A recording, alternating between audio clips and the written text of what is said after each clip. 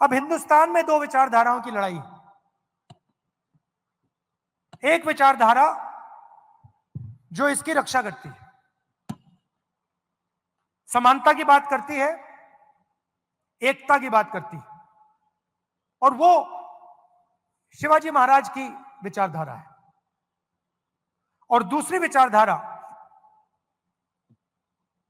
जो कॉन्स्टिट्यूशन को, संविधान को खत्म करने में लगी हुई है। सुबह उठते हैं और प्लानिंग करते हैं कि भैया शिवाजी महाराज का जो विचारधारा का कॉन्स्टिट्यूशन है उसे खत्म कैसे किया जाए।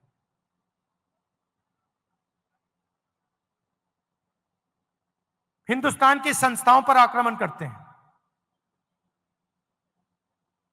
लोगों को डराते हैं, धमकाते हैं, और फिर जाकर शिवाजी महाराज की मूर्ति के सामने मत्था टेकते हैं। इसका कोई मतलब ही नहीं है। अगर आप शिवाजी महाराज की बात करो, अगर आप उनकी मूर्ति के सामने जाकर हाथ जोड़ो, तो फिर आपको इसकी रक्षा करनी ही चाहिए।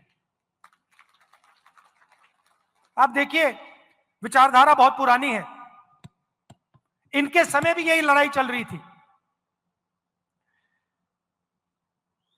जब इनका राज अभिषेक होना था, उसी विचारधारा ने राज्य अभिषेक नहीं होने दिया। ये कोई नई बात नहीं है। ये मत सोचिए कि भैया ये नई लड़ाई चल रही है, कॉन्स्टिट्यूशन की लड़ाई नहीं है। नहीं है। ये हजारों साल पुरानी लड़ाई है, और वही विचारधारा की लड़ाई है जिससे शिवाजी लड़े थे, शिवाजी महाराज लड़े थे। उसी के खिलाफ, उसी विचारधारा के साथ आज कांग्रेस पार्टी लड़ रही है।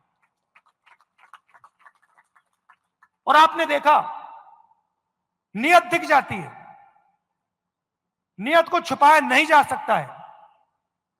उन्होंने शिवाजी महाराज की मूर्ति बनाई और कुछ ही दिन बाद वो मूर्ति टूट कर गिर गई। नियत गलत थी। मूर्ति ने उनको मैसेज दिया कि आप अगर शिवाजी महाराज की मूर्ति बनाओगे तो फिर शिवाजी महाराज की विचारधारा की रक्षा करनी ही पड़ेगी।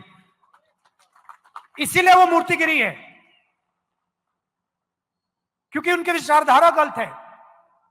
वो सामने जाकर हाथ जोड़ते हैं और फिर 24 घंटा शिवाजी महाराज की सोच के खिलाफ काम करते हैं।